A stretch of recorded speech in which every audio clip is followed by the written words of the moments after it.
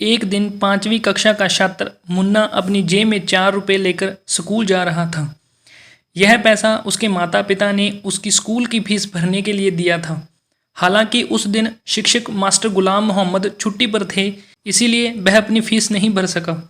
जब वह घर लौट रहा था तो बाजार में ताज़ा जलेबियां देखकर मुन्ना के मुंह में पानी भर आया और वह जलेबियां खाना चाहता था।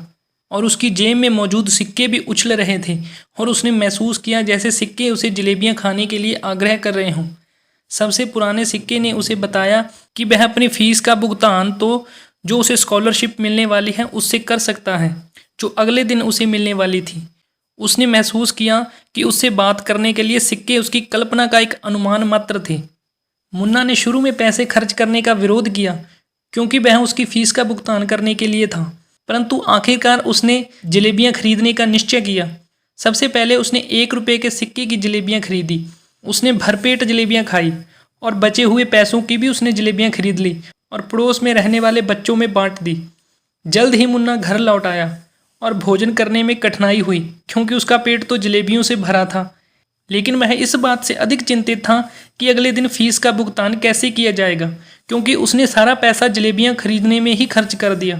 अगले दिन जब वह स्कूल गया तो उसे स्कॉलरशिप नहीं मिली क्योंकि यह अगले महीने मिलने वाली थी।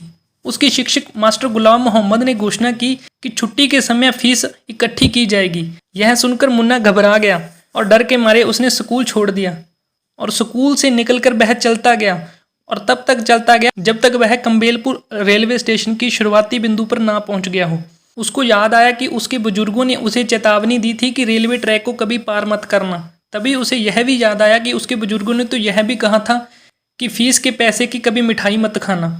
उसने सोचा कि स्कूल फीस के पैसों की जलेबियां खाकर उसने पाप किया है और यही सोचकर वह एक पेड़ के नीचे बैठ गया और सोच रहा था कि उसकी फीस कैसे अदा की जाए। हताशा में उसने सोचा कि भगवान उसकी मदद कर सकता है, इसलिए उसने सर्वशक्तिमान को प्रार्थना की और पवित्र पुस्तक कुरान के कुछ श्लोकों का पाठ किया। अपनी प्रार्थना में उसने ईमानदारी से परमेश्वर से अनुरोध किया कि वह उसे 4 रुपये दे दें ताकि वह अपने स्कूल की फीस का भुगतान कर सके। उसने स्वीकार किया कि फीस के पैसे की जलेबी खाना उसकी गलती थी। उसने वादा किया कि वह उसे नहीं दोहराएगा और उसने भगवान से अपने बैग में 4 रुपये डालने का अनुरोध किया। बाद में जब उसने अपने बैग को चेक किया तो वह उदास हो गया क्योंकि इसमें कोई पैसे नहीं थे।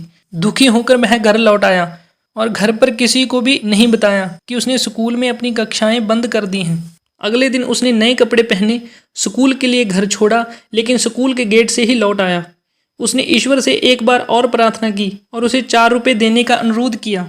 उसने भगवान को कहा कि अल्लाह मियाँ, मैं प्रार्थना करता हूँ और आप 4 रुपये उस ईंट के नीचे रख दीजिएगा और मैं वहाँ से बाद में उठा लूँगा। इतना कहकर उसने भगवान को याद करना शुरू किया और बाद में जब उसने ईंट उठाकर देखा तो मुन्ना को उसके नीचे से कोई पैसे नहीं मिले। वह हर दिन इसी उम्मीद से अल्लाह मियाँ की प्रार्थना करता कि उसे उसकी फीस भरने के लिए पैसे मिल जाएं, लेकिन ऐसा कुछ नहीं हुआ। जल्द ही स्कूल से उसकी अनुपस्थिति की खबर घर में पहुंच गई और उसके माता पिता ने उसकी कक्षाओं में न जाने के लिए उसे खूब डांटा।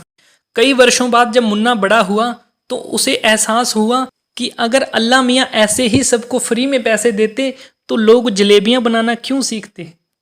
मॉरल ऑफ द स्टोरी, किसी को बैठे बिठाए कुछ नहीं मिलता।